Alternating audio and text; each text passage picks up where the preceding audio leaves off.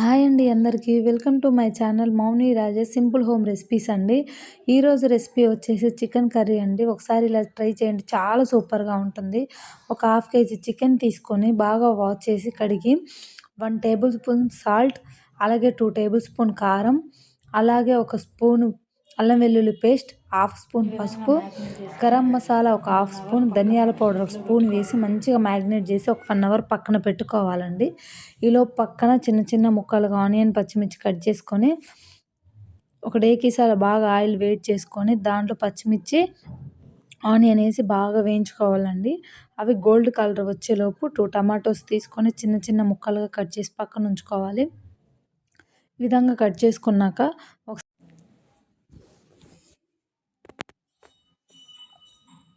ఇలా తాలింపులో కొంచెం సాల్ట్, అలాగే కరివేపాకు వేసి మంచిగా ఆనియన్స్ గోల్డెన్ బ్రౌన్ వచ్చే వరకు వేయించుకొని 1 టేబుల్ స్పూన్ అల్లం వెల్లుల్లి పేస్ట్ కూడా వేసుకొని పచ్చి వాసన పోయే వరకు వేయించుకోవాలండి. ఈలోపు మనం 1 అవర్ మ్యాగ్నేట్ చేసి పెట్టుకున్న చికెన్ ఉంది కదా, చికెన్ కూడా ఈ తాలింపులో వేసి మీడియం టు హై ఫ్లేమ్లో పెట్టి ఒక 5 మినిట్స్ మూత పెట్టి బాగా కుక్ అవ్వనివ్వాలి.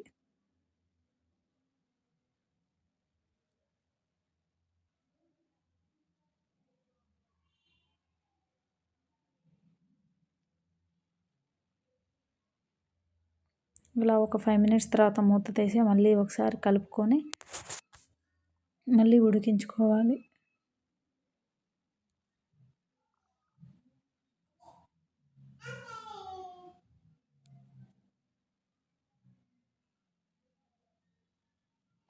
ఇలా ఒక 10 మినిట్స్ తర్వాత కొంచెం పసుపు వేసుకొని తర్వాత మనం సన్నగా కట్ చేసి పెట్టుకున్న టమాటోస్ని కూడా వేసి సాల్ట్ చూసి వేసుకోవాలండి. ఎందుకంటే మ్యాగ్నేట్ చేసేటప్పుడు కూడా వేసాం కాబట్టి చూసి కొంచెం సాల్ట్ వేసుకొని మూత పెట్టి ఒక 5 మినిట్స్ తర్వాత మళ్ళీ ఒకసారి కలుపుకుంటే సరిపోతుందండి.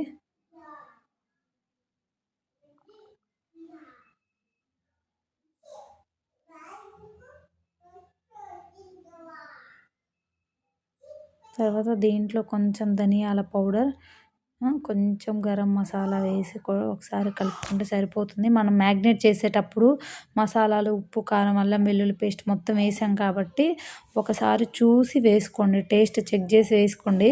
నాకు కారం అయితే అది సరిపోయిందండి, అందుకే నేను కారం అయితే ఏమి వేయలేదు.